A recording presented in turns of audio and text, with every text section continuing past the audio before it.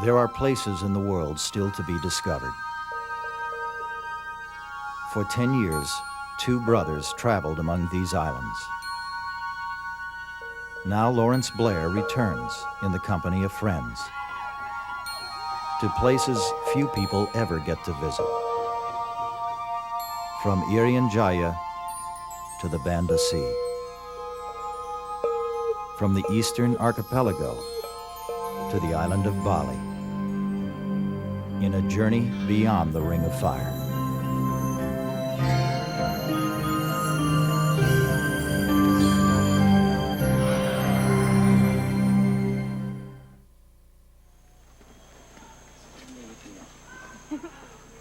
The monkeys still preside over the temple in the forest near our home in Bali. They keep an eye out for invading demons.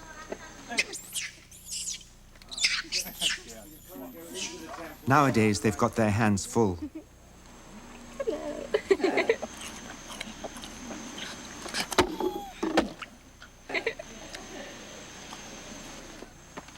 The Balinese continue to keep their poise in the face of external change. Although what we always knew as a muddy track through the forest is now a paved road.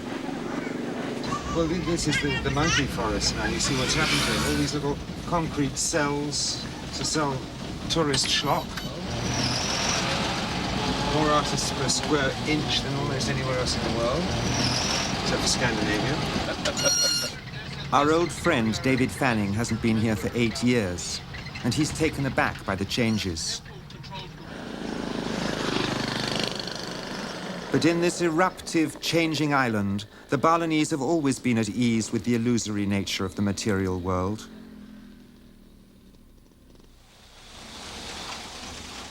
Even the house my brother and I built here in the 1970s has collapsed back into the elements. But in its place, a new generation of artists and craftsmen from our extended village family has arisen.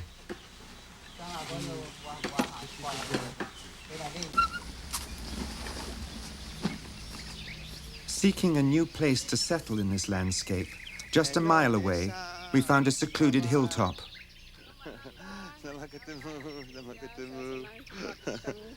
You know, you horrible parrot. Oh. This is the house that my brother Lorne built. Extraordinarily eccentric, my brother. I mean, you can see from this, he's built the whole house from pieces from old Javanese houses, 100-year-old teak that was torn down, 4 different houses. And he's built it around a central sort of column that goes up here in this spiral shape. A lot of people can't understand how it stays up at all.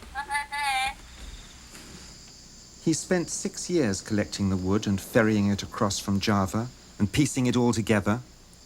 With no plans, of course. It rises up on 2 floors, surmounted by a bedroom, overlooking the landscape all the way down to the sea.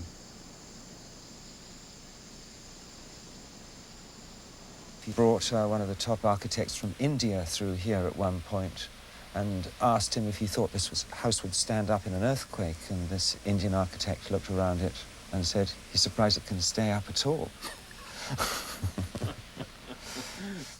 But Lorne isn't here anymore. Just 5 months earlier, he died.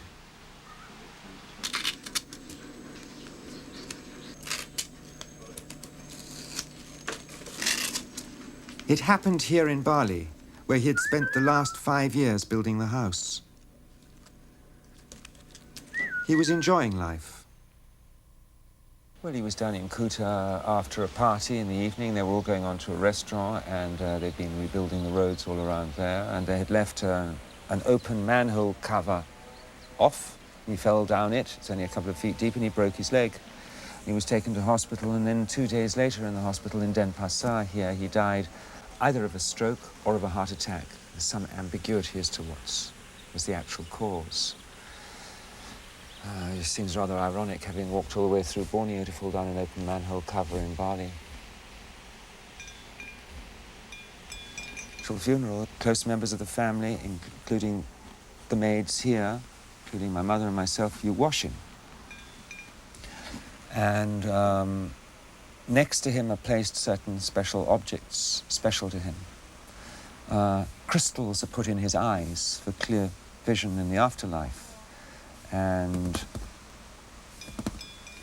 then he burns for a couple of rather intense hours. And at the end of that, you've got ashes and you've got lumps. You've got white bone and you've got dark material. And you separate those out. And you make a little mannequin, like a human being, of a little piece of the bone from the head, from the arms, from the spine, from the legs. And then it is all wrapped up in a cloth, which is then carried to the sea. And it was one of those days when there was a general holiday on the beach there, all the Balinese on that particular beach, footballs flying in one's face, frisbees going past. You sit there with your group praying out to sea in your ritual costume. And then Rio Helmi, his close friend as well, who he went back into Borneo with recently, and myself took this little package in a tiny little jukung, one of these outrigger canoes, out beyond the reef, and it was quite touching because there I was holding him in a package now. And one tipped him over the side, or at least the material side over the side. So he was, in fact, dissolved back into the seas he loved. And the one thing about these Balinese rituals is there's none of this morbid intoning from a pulpit of dust to dust, ashes to ashes. There they are. You actually experience it. You're not saved from it by mumblings. You have to touch it. So in a way, it's a purifying act. You do know by the end of it that they've gone.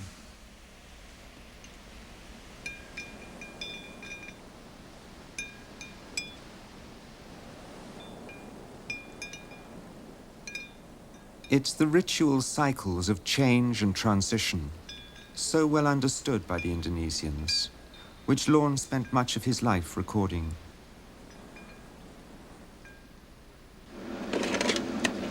He spent the last 3 years working on Cycles of the Soul, which was a major funeral cremation. One of the great ceremonies of transition, which is what the Balinese excel at. Odd that it was virtually his own epitaph, too. It was commissioned by the Raja of Gianyar, Bali's richest royal family. A ceremony to free the souls of his relatives from the wheel of rebirth. A bird of paradise from the distant forests of New Guinea will lead the souls in the dance of celestial flight. It was the most spectacular funeral of the century. Months of preparation for the funeral tower effigies, and 500,000 people assisting in the supreme adventure, the journey of the soul beyond death.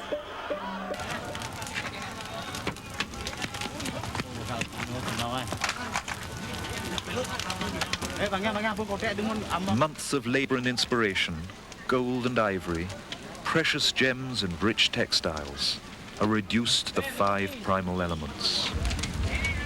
The 5 brothers of the Mahabharata epics: earth, air, water, ether, and fire.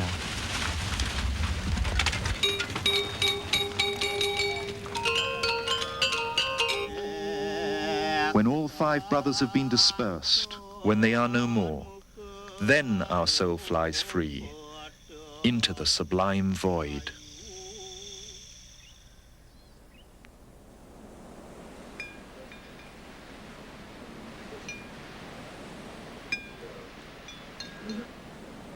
But there was another unfinished project between us. It had been years since we'd shared a journey together.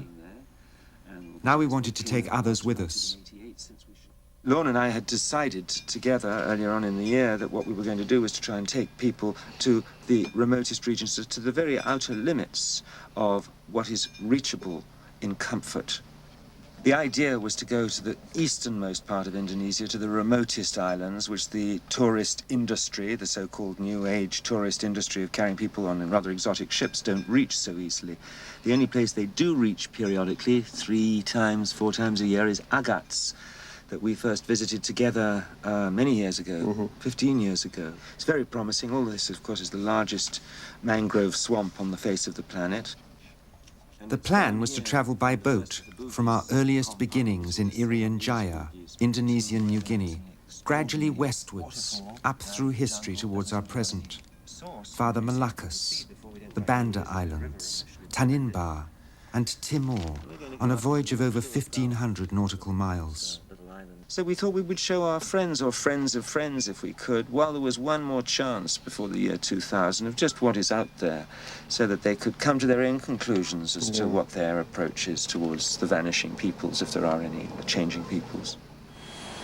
Which is how I find myself back where it all began, in old Makassar again, where we had started our journey over 20 years earlier.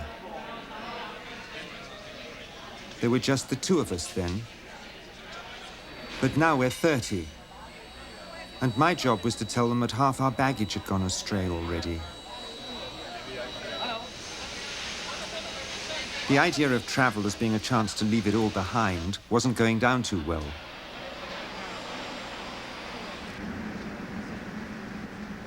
Lorne was better at that kind of thing.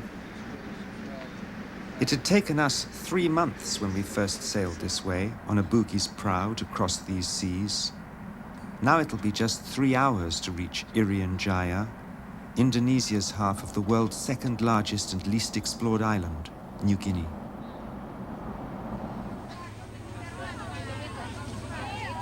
It'll be a further 3-hour ride down the Tipuca River to the Arafura Sea, where our ship may, or may not, be waiting for us. We've already leapt far back in time, and now we're leaving even that behind.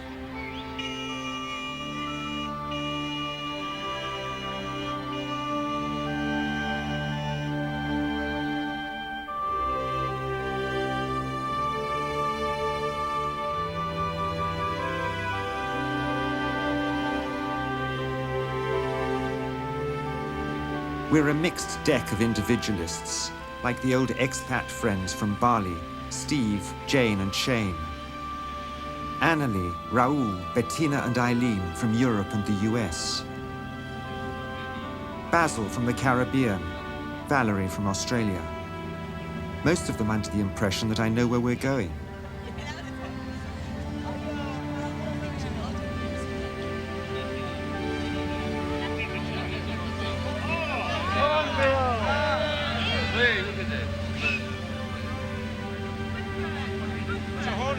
I remember that in Borneo, it was the hornbill that was Lorne's special bird, the bird of souls, symbol of the spirit released. It was he who had first encouraged me into these mangroves 15 years earlier.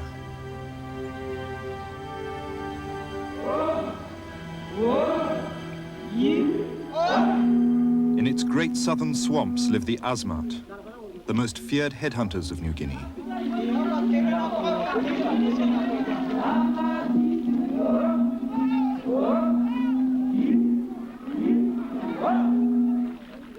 Missionaries living 2 days away down the coast had tried to dissuade us from venturing up this particular river. They seldom came this way, and no other Westerner had been here since, well, since Michael Rockefeller. And he never came back.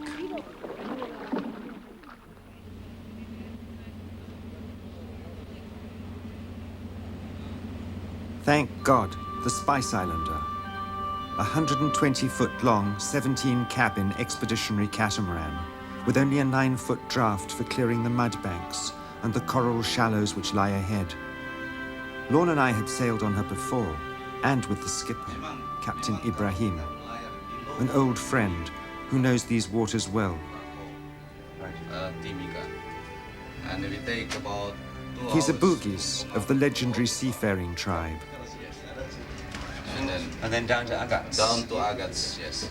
If we sail down the Casuarina coast all night, by dawn we'll be into the shallow waters of Flamingo Bay and Agats. The mission post and capital serving the 10,000 square mile surrounding region of the Asmat peoples. Flooded daily by great alluvial tides, the town is raised above the mud on wooden boardwalks, where 100 rupiah notes are still referred to as red leaves. Agats, like nearly everywhere else, is now eyeing the new. And it too cups an ear to the future.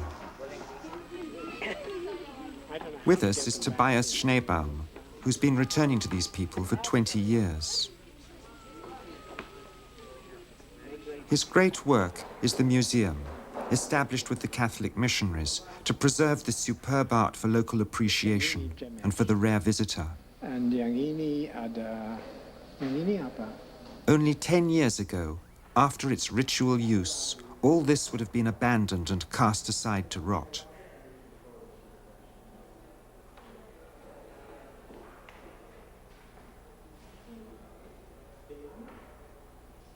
It's this which lured the young Michael Rockefeller on a collecting expedition in 1961 and to his startling death, a short way up the coast. The focus of the world's attention rattled the Indonesian authorities and threatened the Asmat way of life. For Asmat art was integral to both their headhunting and cannibalism.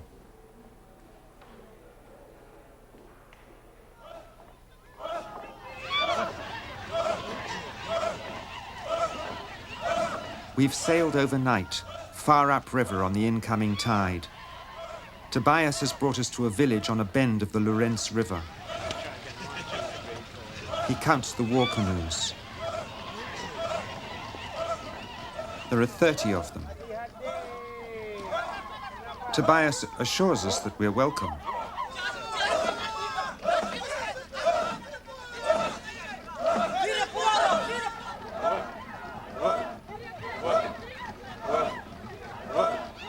Neither of us has ever seen a group like the other before. Not long ago, we would have entered this village with more caution, held hostage to whatever insults the last visitor from our tribe may have left behind. That's what happened to Michael Rockefeller. But today, the ancestral spirits seem appeased.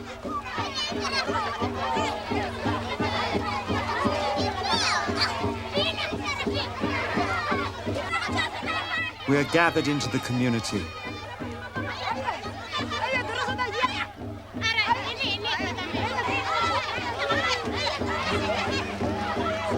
We are painted with sago paste, decorated with gifts of feathers and caps of marsupial couscous fur, and claimed as members of the family. To the Asmat, a stranger is either a dangerous enemy or else embraced as an intimate. "You're my child," she says.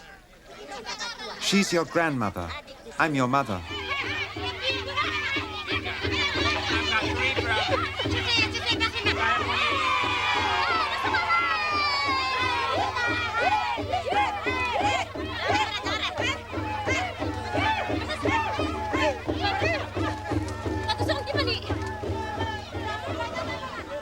Our arrival has brought together two traditionally separate villages, located on opposite sides of a river. Two clans, between whom no slight can be tolerated.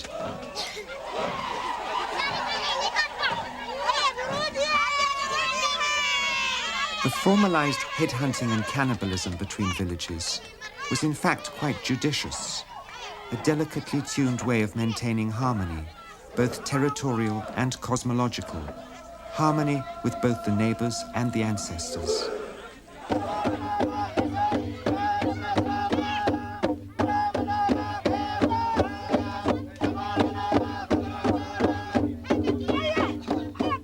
These are the people who made the masterpieces in the museum at Agats.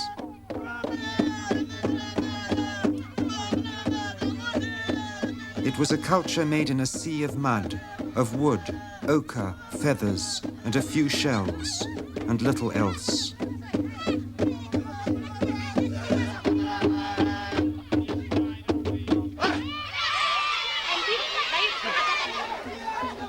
We arrive with everything our world has to offer, and the Asmat welcome us in.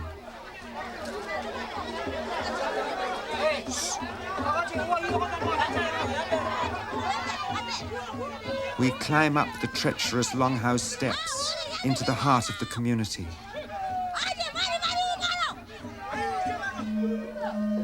What they want is for us to leave it all behind. To be stripped of our covering and literally reborn as adopted children into the Asmat world.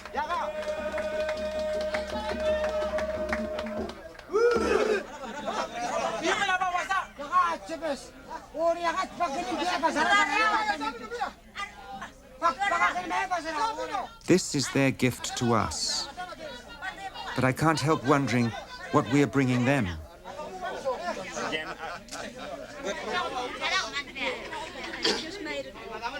What does our world have in store for them?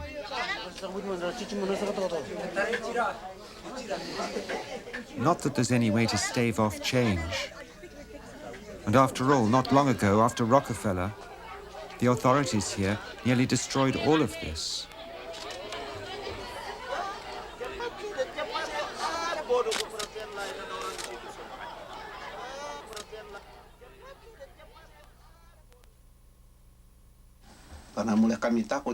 It was frightening.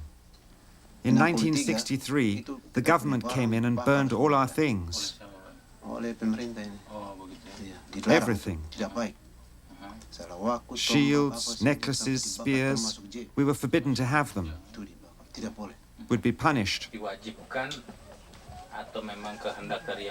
But what made the difference, Donatus would tell our friend Lex Mono, back in Agats, was the world's attention and the occasional visitor. As soon as the tourists began coming in, things began getting better. We were allowed to make our things again, not just to sell to outsiders, but for ourselves. We could practice our carvings and dancing again, and it began to return.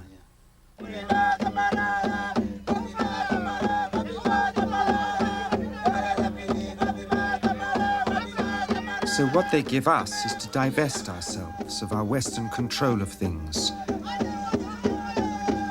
And, if only for a moment, a chance to let it all go.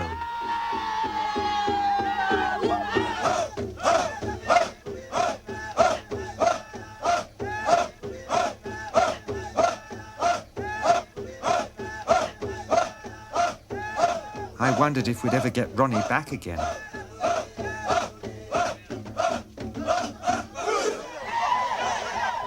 But finally we have to leave. Captain Ibrahim has said we must sail with the tide to get downriver.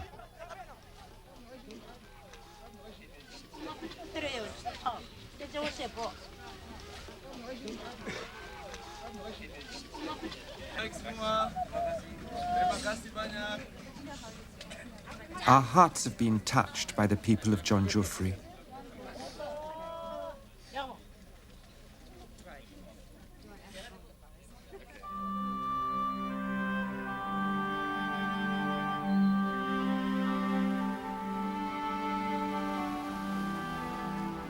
Leaving the muddy waters of the Casuarina coast, we head northwards, through the night, up to the remote Bomberai Peninsula, where the waters are now blue and the primary forest sweeps up to the unexplored mountains.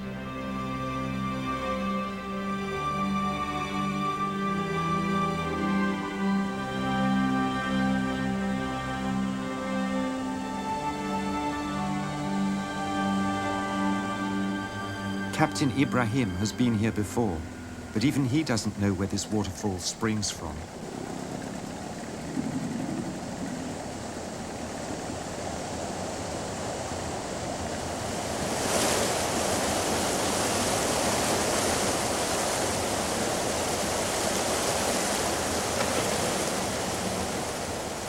He has the Zodiacs filled to replenish our ship's water tanks with this icy gift from nowhere.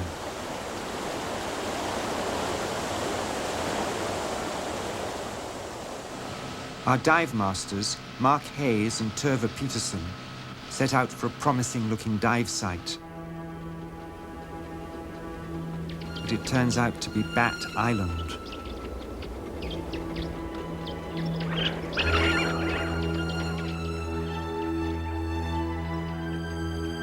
Pteropus vampirus, the flying fox or giant fruit bat with a wingspan of over 3 feet.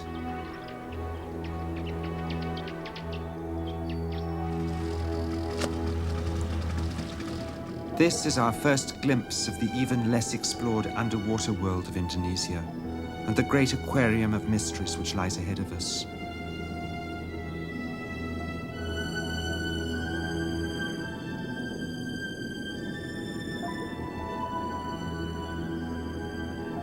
But in the shallows of even this remotest of regions, Basil finds a bad thing.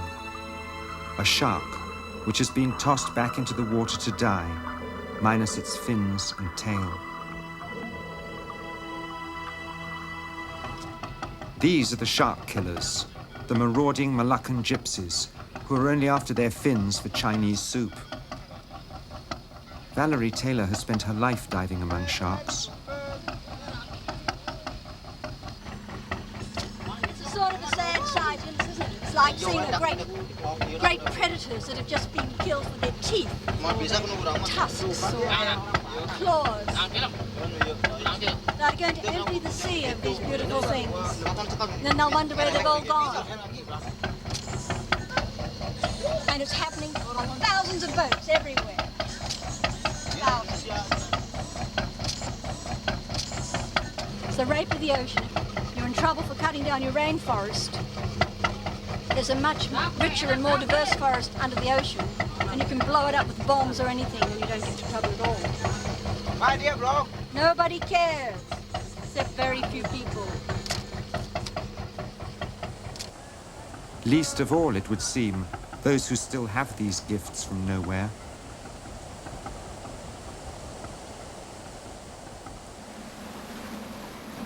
Westwards into the Spice Island seas, where the ocean dips to great depths.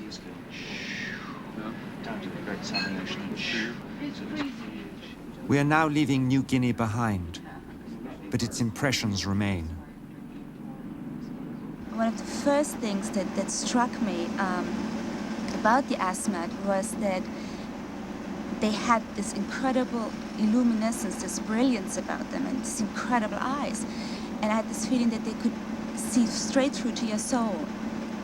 And the moment when I felt it the most was when I looked down into my camera. I sort of have a magnifier where I focus. And when I do that, I sort of focus on the person's eye. And sort of quite suddenly, you know, the eye is then in focus. And it's a very startling experience. But with them, it was so gentle. And it's really impressed me, moved me.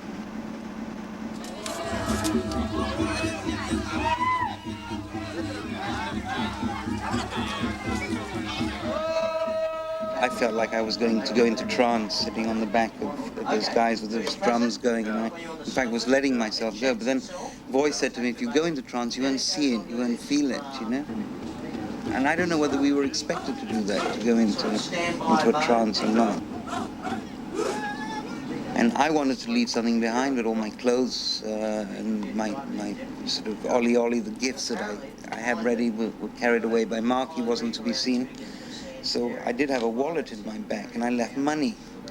And I gave money to my new mothers and to my father, but they were walking around. They didn't put the money away or hide it. They were sort of walking about it clumsily with it in their hands, you know.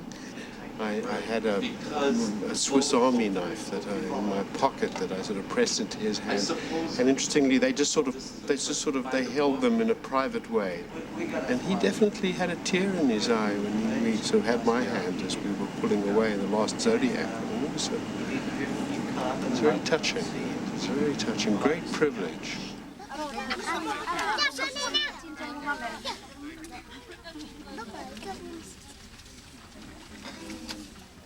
We had all wondered what we could give back materially to the people of Junjufri.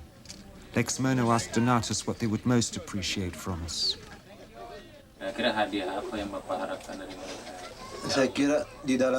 Well, sports equipment, volleyballs, footballs, nets. A guitar would be enjoyed, especially by the young people.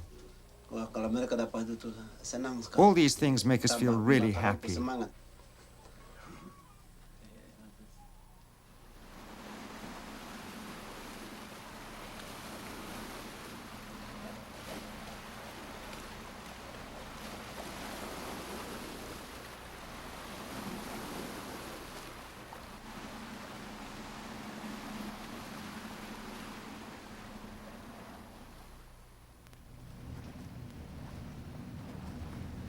We awake to a new world of seas and atolls. We are entering the Moluccas at the Gorong Islands. Doing some serious diving now. Be aware of that current, okay? It's just going to push us straight out there. No, you we're end up in gonna- New Zealand or something like that. No, we're not. We're going New to Zealand. keep a good eye on you, Mark.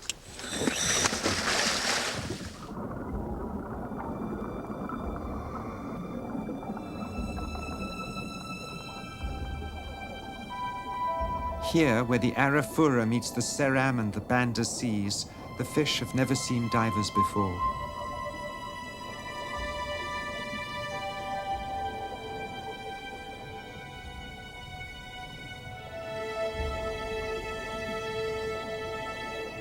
And even the shy and endangered hawksbill or tortoiseshell turtle loiters unafraid.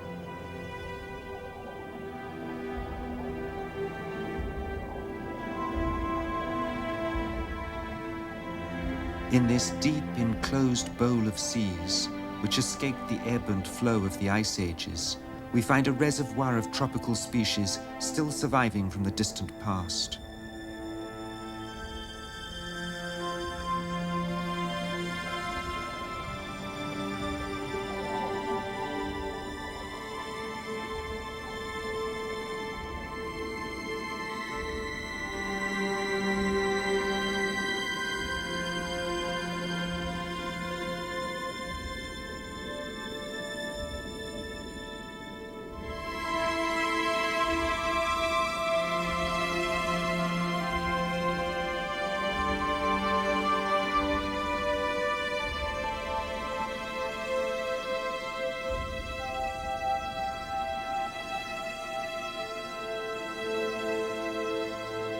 And we surface to a new culture, a different people, more accustomed to receiving strangers. Well, ladies and gentlemen, it is our tradition all over the Maluku to welcome you with the traditional Sekapur Siri, which means a bit of battle nuts and battle leaf to chew on.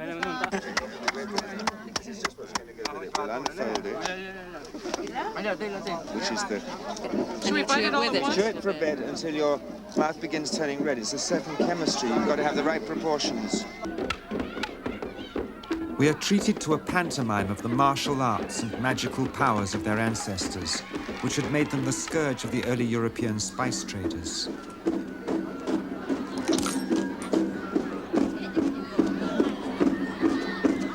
The idea is that you can eat glass if you're deeply in trance enough, and terrify your enemies with your invulnerability.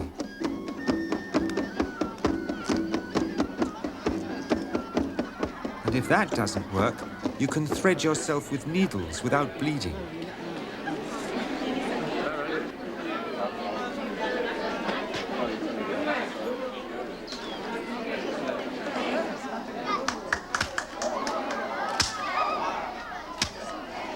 Or you can abuse yourself in even more extravagant ways with no pain at all, except to your audience. But behind the theatre, these are the seafaring tribes, the master boat builders, the intermediaries between centuries of trading nations, which have left their traces in early Dutch coins, Portuguese and Indian brass and bronze, and shards of 15th century Ming porcelain from China. A decapitating sword used by their pirate ancestors, the Bugis, to repel the early European marauders, with such fierce success that the boogeyman was to enter and stalk the dreams of centuries of Western children.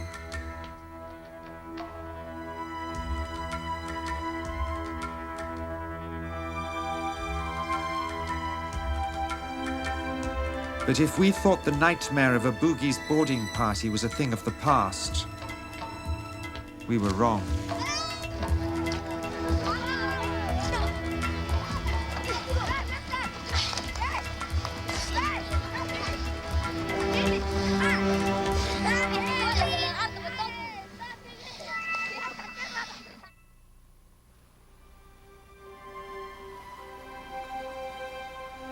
The place those early European explorers were looking for was Banda, the Spice Island.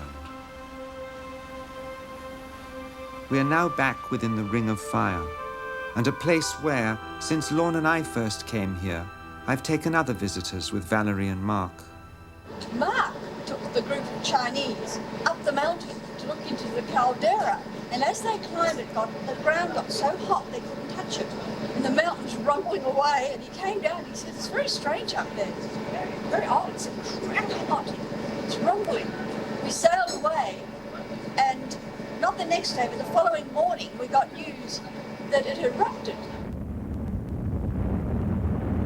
In May 1988, Banda's volcano erupted yet again, changing its profile, boiling the seas around it, flattening the plantations, and requiring the evacuation of all 5,000 inhabitants.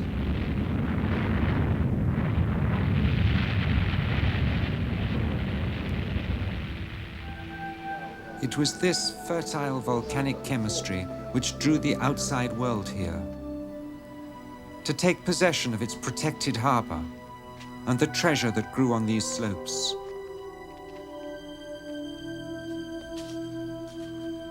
Here, in the shade of the buttressed canary trees, the gold of the spice trade, nutmeg, which in their greed to secure the monopoly caused such strife and bloodshed between nations. Today, the volcano sleeps again, and the only trading, the local market. Valerie's on a mission, for a friend, she says. A friend she wants me to meet. Knowing the sort of company Valerie keeps, I'm a little apprehensive.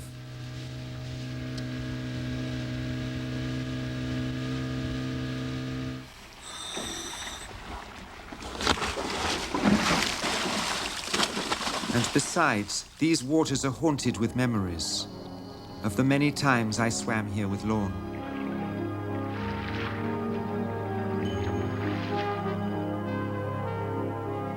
Wallace had written that there are more species of fish in Banda's Bay than in all the rivers, lakes, and seas of Europe.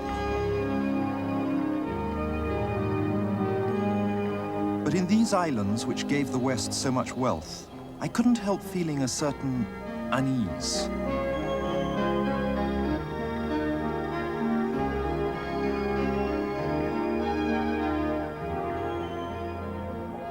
He would have loved what Valerie has up her sleeve.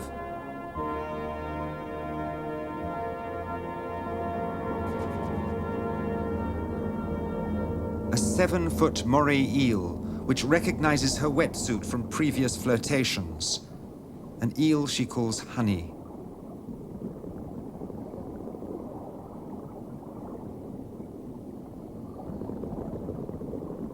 We send for the others to come and kneel at the altar of the eel.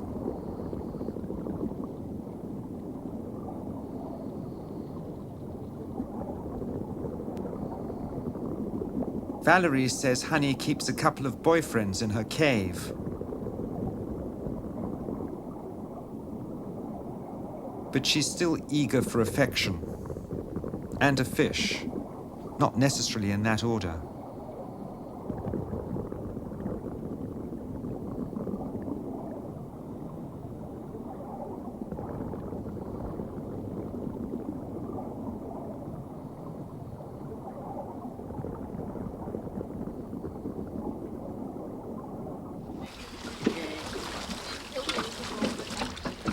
Three, the most enormous eels. What did you come out? Fantastic. They certainly seem to know you. They come out and they sort of play around with you. They're the sort of thing that normally you'd look at and run a mile from. Normal people would run a mile from. Oh, but they're absolutely charming, aren't they? They're so sweet.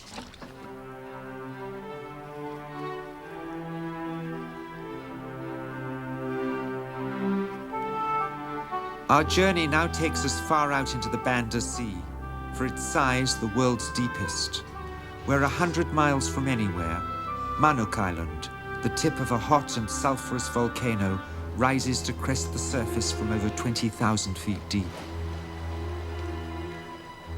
A forbidding place, avoided even by the sea gypsies, circled by great schools of pelagic fish and oceanic seabirds.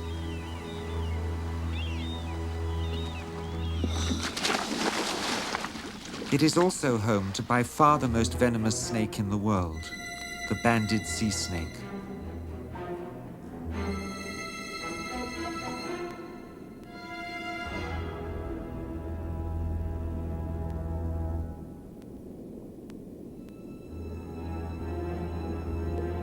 Once a year, this is the mating ground for hundreds and thousands of these air-breathing snakes, each with sufficient nerve toxin to kill 70 people.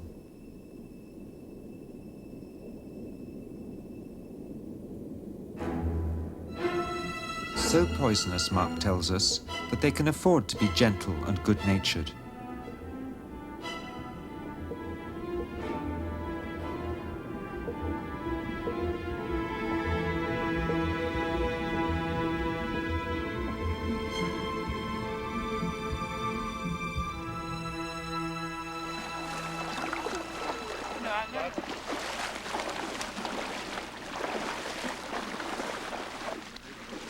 We fetch up on the southeast perimeter of the Banda Sea, on Tanimbar Island, at a place called Sanglia Dol. A stone staircase rises up from the beach to a great megalithic carved ship pointing towards the rising sun.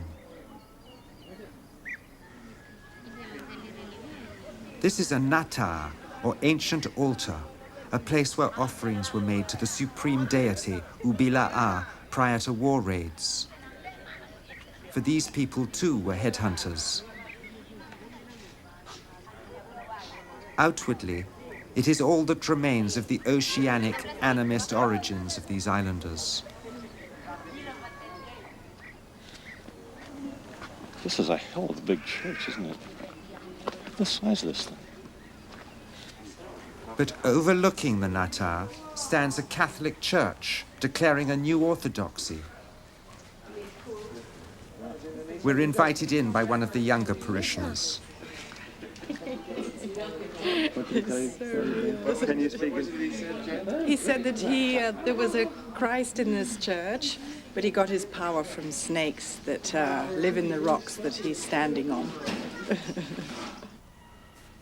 For the Christianity, first brought to these islands by the Portuguese 5 centuries ago, has always remained just a thin veneer over the ancient religion.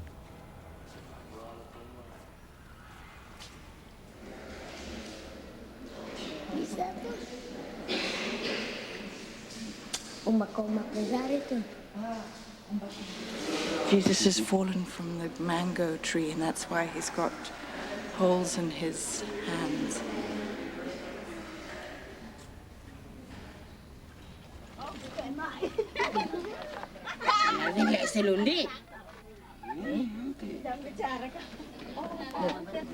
Jane has lived in Indonesia for years. Actually, it's very pretty. And knows her textiles. These are hats spun from Tanimbar cotton, ikats, which are using modern new dyes. So here they tie off all the raw cotton into an ikat or whatever design they want, and then progressively dye it so that they get a pattern each time, unwrapping and wrapping and rewrapping and dyeing again. Very, very labor intensive. Each island wears its ikats differently. Tanimbar is distinguished by its gold headpieces, with the face of the ancient god, beaten from gold coins brought by early traders, seeking such treasures as the feathers of the greater bird of paradise.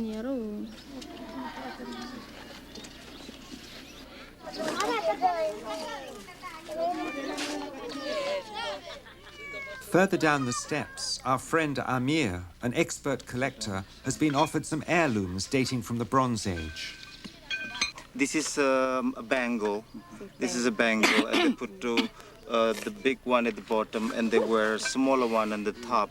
And when they were dancing, they make their own noise. So it's like part of the music.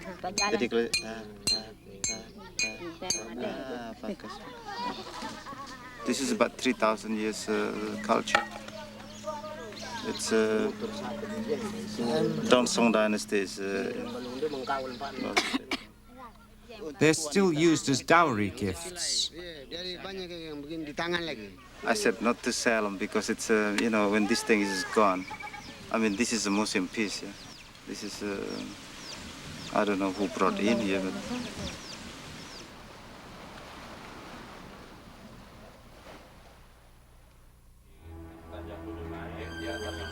At night now, the bridge is crowded. These are dangerous waters, with a real risk of modern-day pirates. And we're steaming close to the politically unstable East Timor. I think the places will be interesting because... Lexmono distracts us with stories about the following day.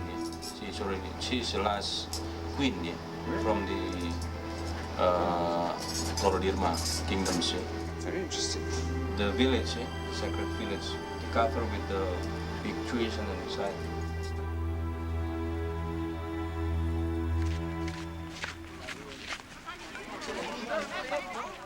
Arriving anywhere unannounced requires diplomacy and the pacification of suspicious local authorities. Iya, kalau di polsek aja. Kalau ini. Ini ada mobil ini nggak yang It's a 4-hour drive up into the Central Highlands to just 10 miles from the East Timor border and the enclave of Rorodirma.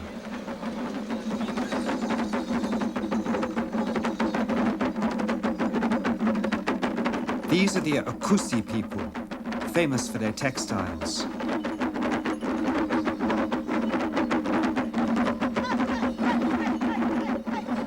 They're a fiercely independent tribe.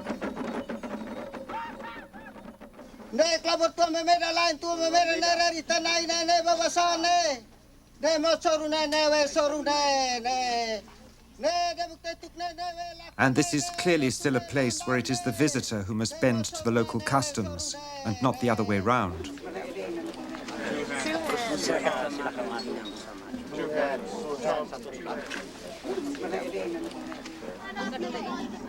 First, we must accept the loan of these ceremonial ikats if we're to proceed to the sacred heart of the village. The gravity of the next step is explained by Lexmono. If when you are entering or when you are in the area of this village and then one of you will fall down, please let me know soon. Because if there is some accident, that we should have to make another ceremony. So they believe, yeah? For the pathway upwards seems intentionally, treacherously loose-stoned.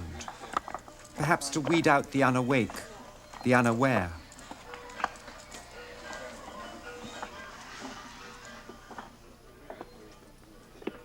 The higher we get, the more sacred the steps.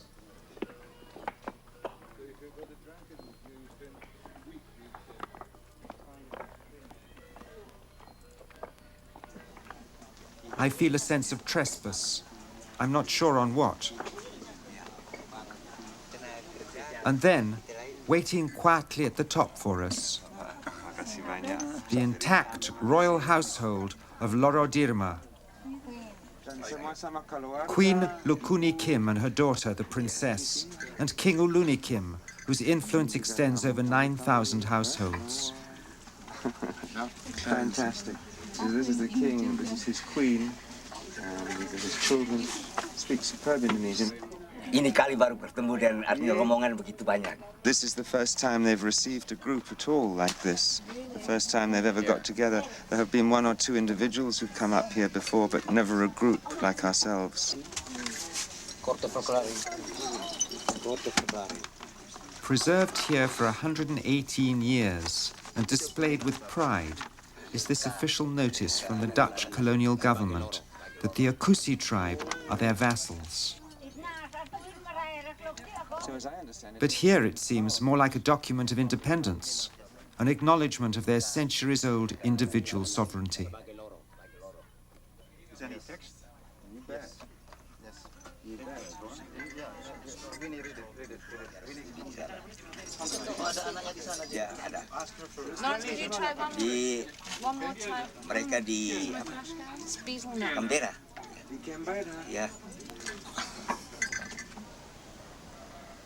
So outwardly simple and vulnerable a community, high in its wind-swept vastness, has somehow retained an unbroken skein of memory, meticulously stretching back to the distant ancestors.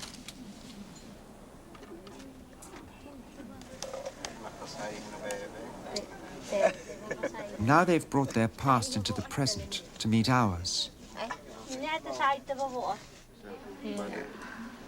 Kalau sekarang desa kaya baru sudah 9 desa kaya baru. And King Oluni Kim says they're the richer for this meeting. Nama farm. Kalau Bapak? Leo Salam. Leo. Say something we'll never forget as long as we live. Ini tidak akan pernah terlupakan selama kita masih hidup. Ini pertemuan hebat sekali. It is these fragile communities that teach us that we must visit them with care.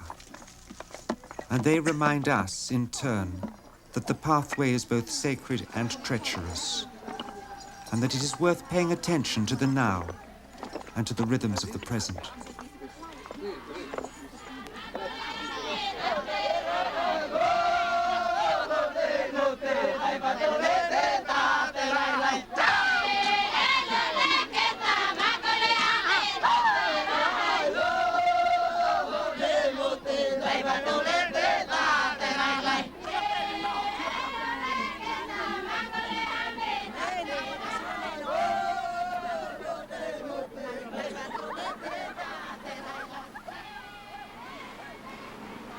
We're on our way home.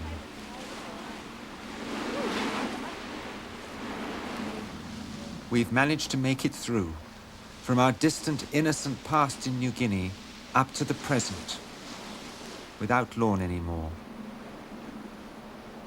I remember somebody saying most of us are dragged into the future, facing backwards, clinging to the past.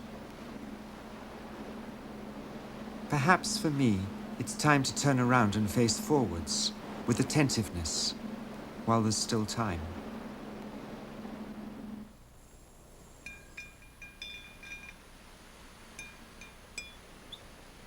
It's back in Bali, with Batuan, my friend and teacher, that attentiveness is reinforced.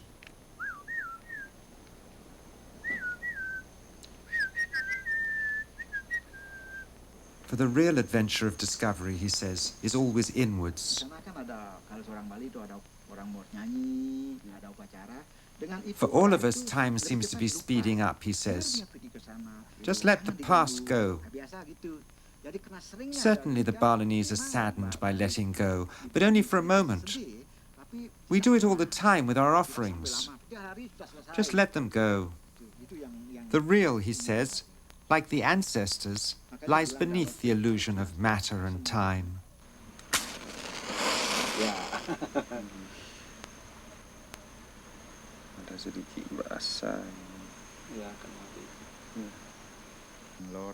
With the 5 elements, he invokes the presence of the unseen world. Api, air, bunga, dan sesajen di muka saya.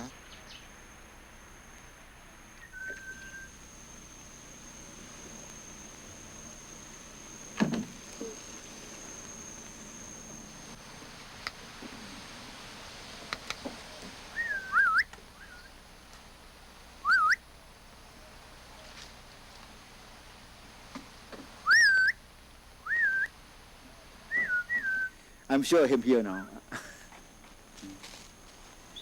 That is Bali. We live with we call in Bali, it is Atman, spirit from Lon, still always here.